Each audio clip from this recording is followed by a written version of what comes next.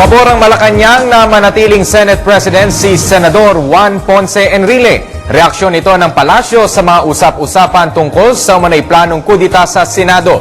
Si Elena Luna nag-uulat.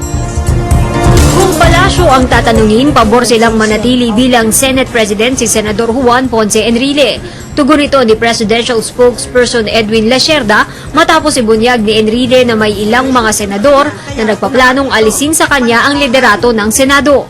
So far, yes, we've seen a very healthy relationship with the Senate. Ayon sa kalihim, walang kinalaman sa umano'y planong kudeta laban kay Enrile ang partido ni Pangulong Aquino. Si Pangulong Aquino ang chairman ng Liberal Party.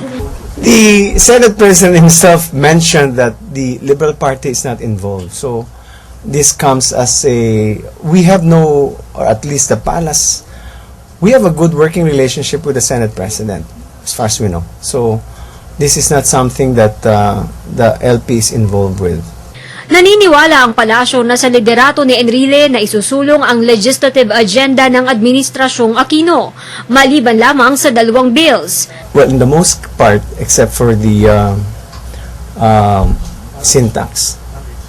So we're hoping that the syntax and the RH would be resolved as soon as possible.